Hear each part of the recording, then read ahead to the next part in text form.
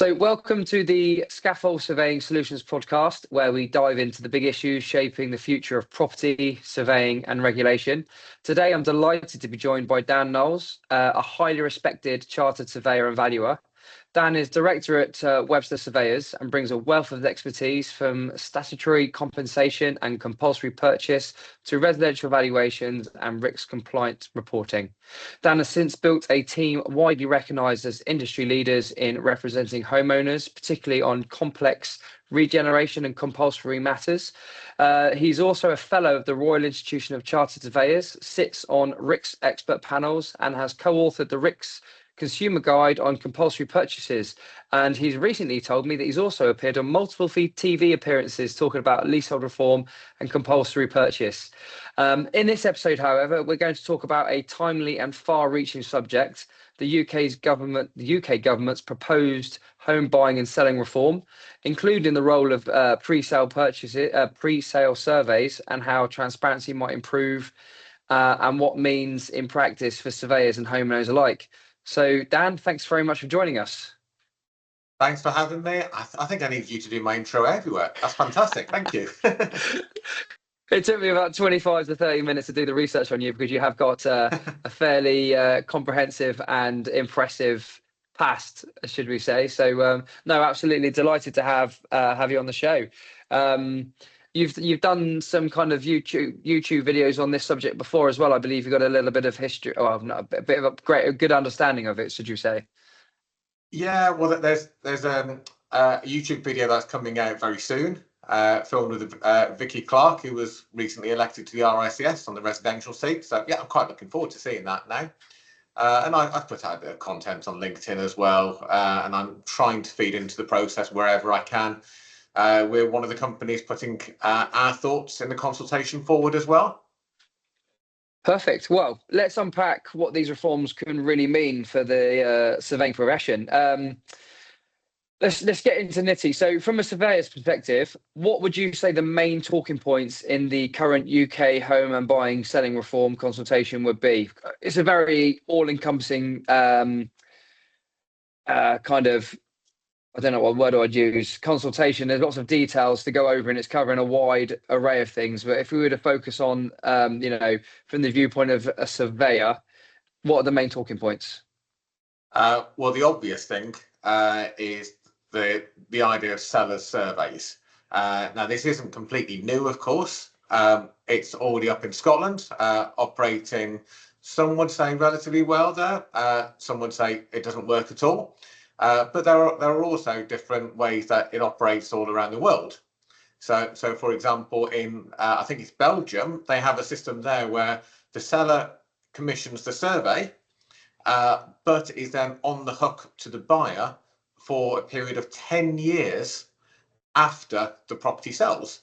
So if there's any defects which are not identified in the survey, then the seller is actually responsible for them even long after they've actually sold the property. Now, what we're going to have in England, who knows right now, the consultation ends on December the 29th. I would encourage anyone to feedback as much as you can. Being brutally honest, and I'll put my cards on the table here, being an owner of a firm that employs 22 or so surveyors, the majority of which are undertaking home surveys, we stand to be one of the big winners here. If all of a sudden there are 4 or 5 times as many people taking surveys as there are right now, that can only be good for companies like mine. More surveys equals more money. However, I'm completely against the idea.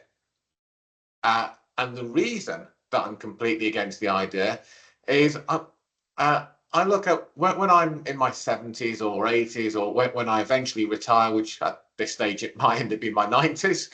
But when I eventually do retire and I look back on my career, I don't want to look and think, oh yeah, I made a shed load of money because I was in the right place at the right time, running a firm of surveyors when there was a huge shortage of people who can do these home surveys. And because of that huge shortage, the fees that we could charge could go through the roof. I don't want to look back on my career thinking, yeah, right place, right time, that's how we made the money. I want to look back on my career and think we made good money because we provided a really high quality service. And that's where I'm quite scared, to be frank, about where the consultation could go. Because if all of a sudden there are lots and lots more surveys, my concern is what's going to happen to quality. We already have a race to the bottom, and that's a race to the bottom for a number of reasons. Partly down to the people who are commissioning those surveys. What are their motives? So what do they get out of it? And the more surveys there are, the more people there are going to be who don't necessarily see the value of those surveys, and they're getting them done because there's a tick box exercise. I have to do it, so I'm going to employ someone, and I want to pay as little as I possibly can. So even though the cost may in general increase because the sheer demand is going to increase, the quality may fall. That's the big concern here. I don't want to make lots of money by providing poor quality reports. That's not what I'm in this profession for. And sellers, their motivations are going to be very different to a buyer's motivation. A buyer instructs us to provide them with a survey because they want us to find whatever's wrong with the property. That they might hope that we give it a gold standard and say it's fantastic, there's nothing wrong with it at all, but they're employing us to find out, well, what is wrong. So they're going with their eyes open. Sellers, they're not looking at the same. Sellers don't want us to find things that are wrong. So the seller's motivation on which surveyor to choose might be, well, who's going to give them an easy ride? And how are they going to find those surveyors? Now, if we end up with something like the Belgian system, maybe that could be different, but I think there are flaws with the Belgian system as well. Sellers won't want to be on the hook for 10 years. But as a general principle, if a seller is commissioning a survey and they want an easy ride, they're probably going to ask their local estate agent, well, who do you recommend? In your experience, which surveyors give you the easy ride? And those surveyors are most likely going to be the ones who provide the most brief report possible, maybe caveat the report to the absolute hilt, and miss things that more experienced surveyors would find. I don't want to be working in that part of the profession if we can help it. So that's a big part of the reason why I've got concerns here. So let's talk briefly numbers. So I've done a little bit of reading. It's very hard to actually get some solid confirmation of these numbers, but it's estimated that there was on average last year, I don't know where this number came from, but 1.6 million transactions in properties. And it's anticipated that currently between 10 and 20%, that's a wide range, currently have pre-purchase surveys. You can tell me I'm completely wrong on those figures because I've read multiple different figures across the internet. I've seen similar figures. They're all over the shop. Yeah. So saying that means that there's basically, say, around 200,000 pre-purchase surveys a year. That's a very rounded number to make my math simple. If that was to increase by 80 to 90%, where are the surveyors going to come from to do that? Bearing in mind that I know a lot of surveying firms that from 1, 2, 3-man bands to 20, 30, 40 surveyors, they're all booking like 3-4 weeks ahead of themselves consistently, and probably would book further ahead if purchasers were able to wait that long. So where are all these extra surveys going to come from? This isn't anything to do with is it the right thing? Is it the wrong thing? It's just, if it was a thing, how would it physically happen?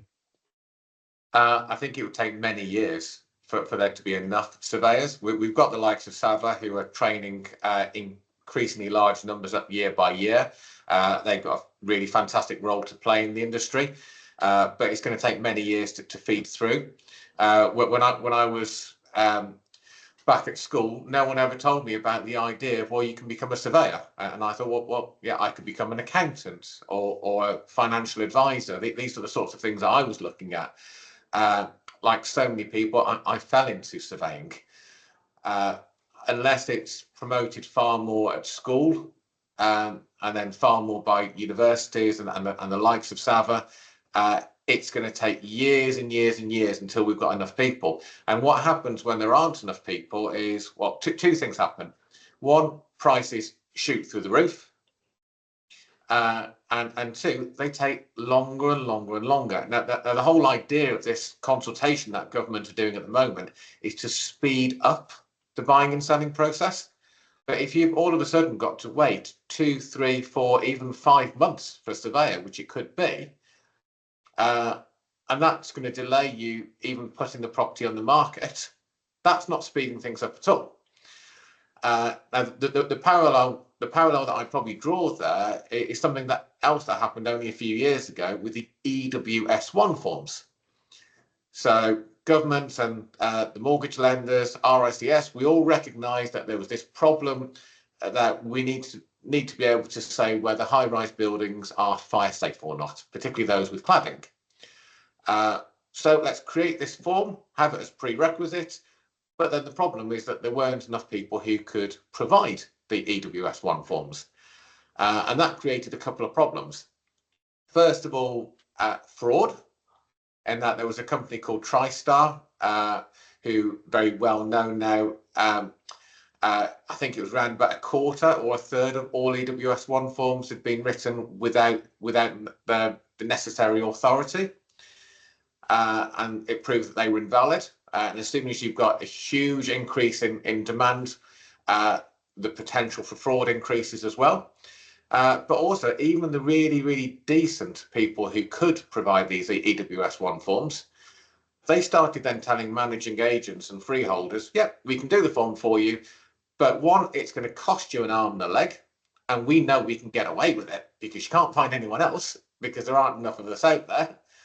And two, you're going to have to wait a long time to get it. And aren't we just going to have the same thing with surveys then? It's ill thought out.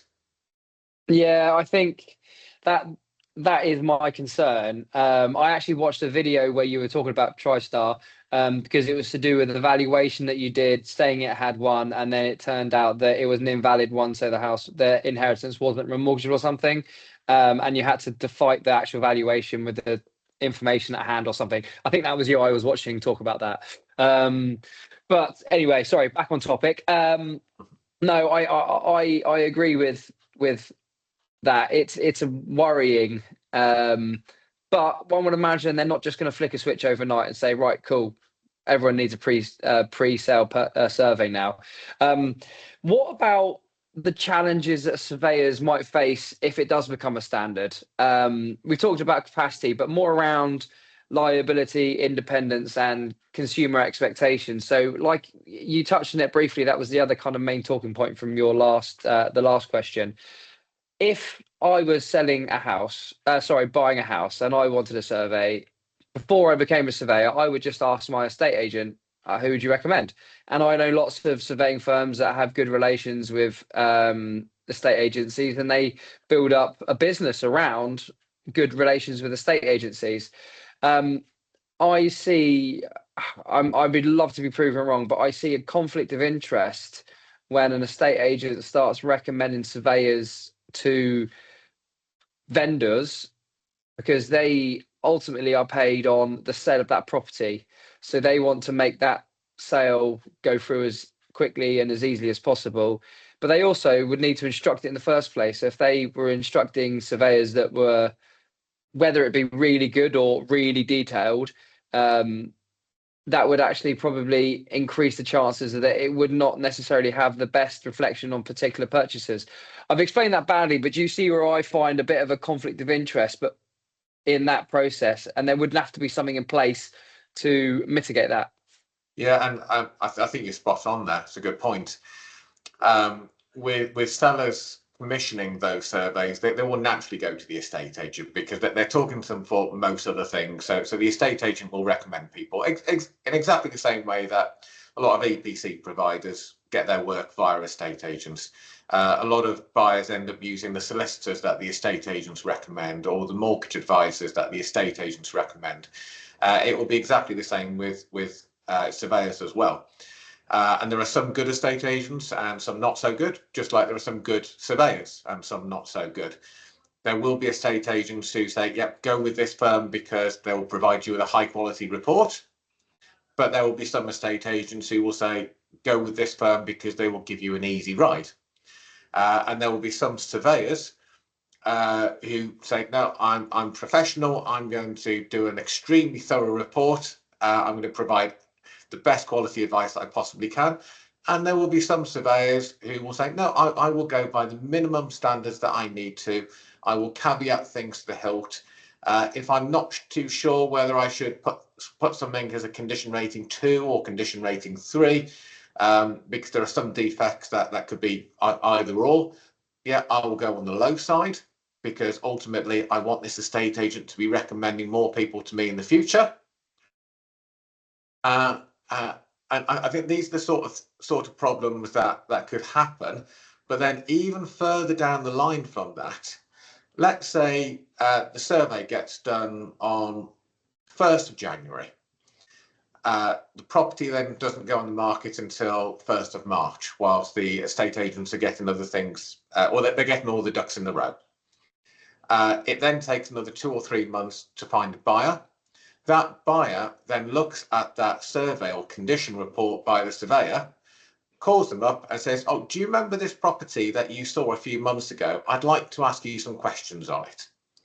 Well, does that surveyor then have to answer those questions? Or do they say, no, I was commissioned by the seller. I'm not talking to you. I don't have a contract with you. But that's not going to go down well. And the surveyor's not going to get work from that estate agent if they do that. So chances are they are going to have to talk with the buyer. But they're talking about a property that they saw months ago. Right now, we might do a post-survey call a few days after we see a property. It's fresh in our memories. We know exactly what it's like. But ask us, what about a property you saw 3, 4, 5 months ago? Tell us about something then.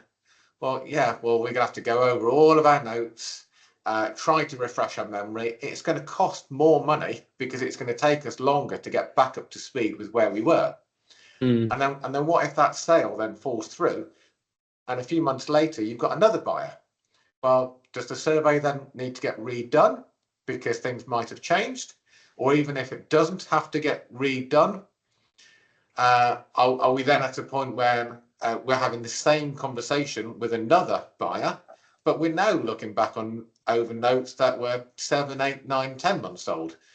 I've got my own property on the market right now, and it's been really struggling to sell. And it's been on the market for over 1.5 years because we've got a big development out the back, which is scuppering things right now. If we'd had a survey done on that, I wouldn't like to think that the buyer is then going to have to talk to our surveyor about a property they saw 1.5 years ago. It's not going to go down well, and costs are going to escalate. So in the consultation, they talk about professionalizing to an extent the estate agency sector. Do you think that will help somewhat? And if it was you in charge, how would you? What areas would you look to make more professional? And I say more professional because I'm not in any way, shape, or form saying estate agencies aren't professional. I was an estate agent in a former life, and I've worked some very good estate agencies. But if you had to say, you have to have a certain qualification or certain training to become an estate agent now, do you think that would help? Firstly, with the conflict of interests, but also with this process in regards to where the liability stands and whether this whole process would work or not? I think for conflicts of interest, being honest, it is going to be difficult. There are some very good estate agents, some very poor ones as well, but naturally estate agents, a lot of them are salespeople. It's going to be far easier for them to have those conflicts of interest and almost get away with it because they've existed for so many years already. the number of kickbacks with mortgage brokers, for example, and the number of kickbacks even with the number of surveyors as well. It's pretty standard now. Having said that, it would also be very difficult for government to say, well, estate agents can't recommend surveyors because of these conflicts of interest, because the estate agents are going to be the people who naturally everyone goes to. I think some more training for estate agents on some things like basic construction types, I think would be helpful. So let's say, for example, the property is wimpy no fines, so poured concrete, or it's a BISF house. So steel framed. I think it'd be helpful for estate agents to know the extreme basics, even just to be able to put in the marketing particulars. This is concrete. This is poured concrete construction, or this is a steel framed house. Take appropriate advice on it, because so many don't at the moment. Similar with let's say leasehold properties, and you've got a ground rent. So one of the things highly likely to come through from the consultation is a requirement to publish the ground rent and the service charge. And in theory, upfront information like that can only be a good thing. But to what level of detail do you go into? So let's say the ground rent is, I don't know, £200 per year now, and it doubles every 25 years or so. Do you state that it doubles every 25 years, or do you just state what the ground rent is right now? I'd like to see how it changes over time, because ultimately that's what comes out when solicitors check things later down the line, and that's one of the reasons why sales can fall through. But if you are putting that, yes, it doubles every 25 years, or this is what it goes to, then do estate agents also need to provide some guidance on how to extinguish the ground rent or to extend the lease? And I'll give you a particular example. We dealt with a lease extension about a year or so ago, where the ground rent went to, I think eventually it was about £1.5–2 million per year. The moment estate agents put that down in writing, sellers will run away. Or rather, buyers will run away, and sellers will be, oh Christ, I'm not going to sell my flat now, because the estate agent's saying that the ground rent's going to shoot up to something ridiculous. But it was so far in the future that I think it cost £12,000, £14,000, £15,000 or so to extinguish it.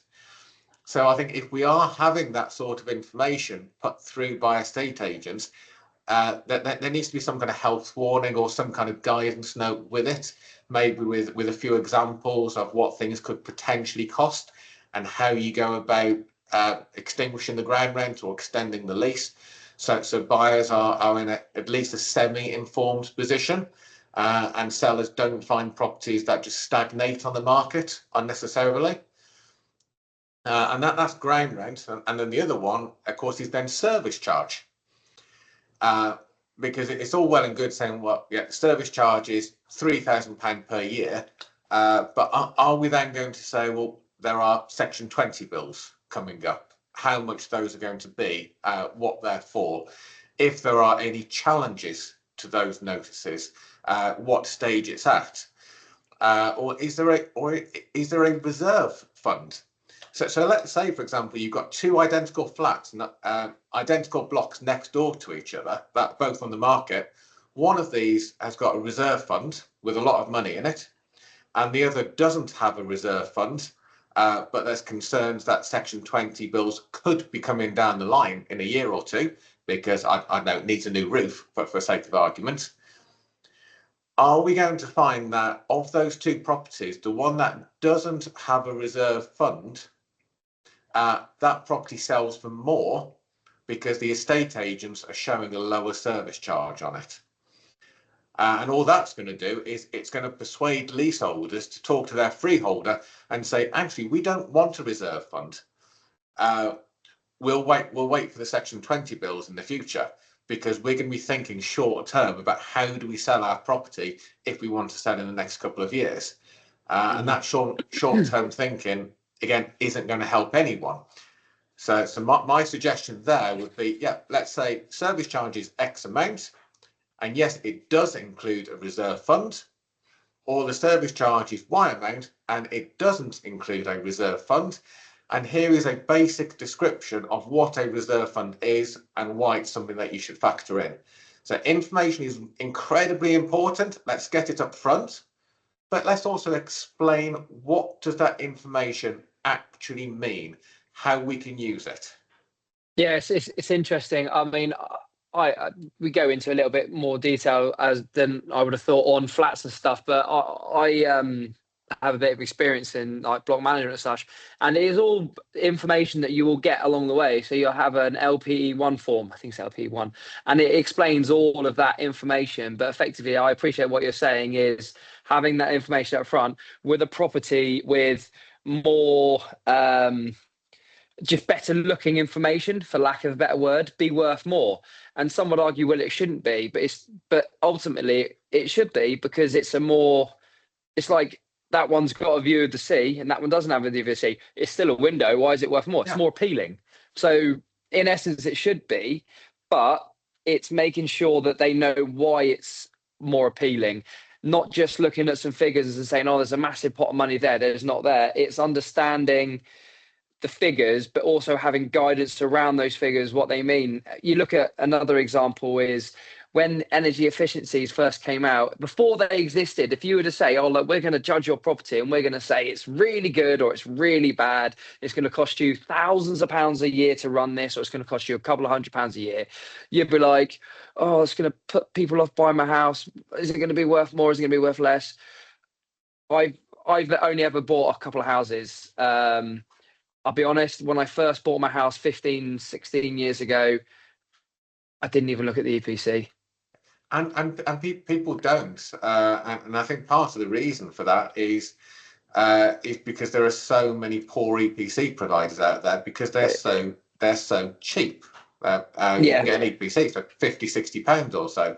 So it's perhaps not surprising that some EPC providers are making a lot of mistakes. And if they get the reputation, which I think a lot have, that these forms are barely worth the paper they're written on, then people don't take notice of them. Yeah, I mean, it's interesting. I won't delve too much into EPCs because, as I say, it's a very specific part of it. But they do have lots of guidance within them. So it's interesting. Yes, you still have to get the basic information right and stuff like that for it to work. But it's very much a computer program. You input data and it produces the final product. I'll finish with one final question. The consultation document is quite all-encompassing. In your heart of hearts, do you think that improving trust, transparency, and upfront information, including, I mean, they haven't even said what type of survey, and it could be a level 1, it could be level 2, it could be level 3, it could be a specific level. Take that away. Do you think this will improve the home and selling purchase process? And where do you think the level of service the surveyor will provide will fit in? It's a tough question, and I will hold you to it when the reform comes through. But no, where do you see this going if it does happen? Yeah, not when it happens. Yeah, I think it absolutely makes sense that it will happen. The home buying and selling process does take way too long. The number of sales falling through in places like Scotland, where they have this already, is far less than it is in England.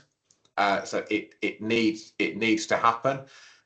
From the surveyor's perspective, I suspect and I hope, fingers crossed, that what's going to happen is similar to what happened 20 odd years ago with the home information packs. That the idea was that there were going to be surveys within them, and then that part didn't happen in the end. I don't think surveys are right for at any level, whether it's a level 1, 2, or 3, because there's so many problems with conflict of interest, with dumbing down reports, with who's the liability to, with talking about properties that you've seen months and months ago. I can't see it working. So much other information I think can be provided up front, like the ground rent, the service charge. You mentioned some of the solicitors' forms, so things like local searches that they could be done up front. But then there probably needs to be a standard for local searches, because what one solicitor will do is very different to what another solicitor will do. So if we can agree a standard, and that standard is relatively high, then yeah, let's adopt that. If you look at the Law Society protocol form, so the fitting and contents form, the leasehold information form, yeah, let's get those done up front, because it will speed up the process. But I don't think surveys should be in there. If they are, my company's one of the ones that will make a hell of a lot of money out of it, because we're large enough that we're going to be able to get on some of those panels or to work with the agents. But that's not what I want to happen. I want to look back on my career in many years to come and think, yeah, we did a good job because of the quality that we produced, not we made a lot of money because we were there at the right place at the right time. No, I agree. I think that the reform is a good idea. Having gone through the consultation twice, I actually downloaded an app called Peach, which read it to me the second time so I could compute it more, because it is quite an intense document, which is cool. But I think within it, there are so many areas that are being covered that encompass different areas of professions. And the key is being able to provide the standard, a standard of information that is best informing the purchaser. Whether that makes properties worth more or less, rightly or wrongly so, because effectively a house is worth what someone is willing to pay for it, and someone would be willing to pay for a better house than a worse house, whether they look the same or not from the outside. But you're right, it's all about, across all the areas of it, ensuring there's a standard. And you say it needs to be a relatively high standard. I think the minimum standard needs to be high. Yeah, absolutely. Not oh, there should be around here, you can be, it needs to be, the minimum standard needs to be to a high level. Anything above that, awesome. But it's a tough one. I think they've got a job on their hands making this work. Yeah. But if they do make it work, there are some really good case studies in the consultation that demonstrate different ways different countries have gone about it, and it has shown improved and increased and better transaction rates. However, when you read those case studies and you think them, you also need to take into consideration things that I don't know about, but that is, how big are these countries? How many transactions are they dealing with? What kind of infrastructure they already have in place in regards to it? Agencies, surveyors, lawyers, conveyancers. Do a bit of research when you answer these questions, I think, is my recommendation to anyone that listens to this as well. But I wholeheartedly agree with pretty much everything you say, which I would, after the introduction I gave you. I'd be stupid not to. Any final comments from yourself? Sorry. The consultation ends on December the 29th. And of course, we recently had the home survey standard consultation as well. And there weren't many people who actually replied to that one. And yet it's something that affects all of us within the profession. Weirdly, they all had a comment to make about it on social media, though. Most surveyors I know commented on social media, but didn't do the consultation. Weirdly. Yeah, well, I'd suggest to anyone in the profession, pull your finger out and actually reply to this consultation. I think that if the same happens to what happened in Scotland, for example, then the large firms will do very well. The medium-sized companies like our own will do very well. But all of the small companies will pretty much get cut out of the market altogether. There won't be anything for them to do. So yeah, December the 29th, that's the end date for the consultation. Get the response in, try get it in comfortably before Christmas. We all know as soon as the turkey's on the table, we've got other things to focus on. Let's get the consultation responses in. Exactly. It could go either really, really, really well, or it could go really, really, really badly. And the people that will probably listen to this podcast are probably the ones best placed to give advice as to what they think should happen to make sure it goes really, really well. Dan, thank you so much for your time. It's been very much appreciated. And hopefully someone will listen to this. And even if at the minimum, it prompts them to get up and have a look at the consultation, then I think it's a job well done. So thank you very much. Absolute pleasure. Thanks, Dan.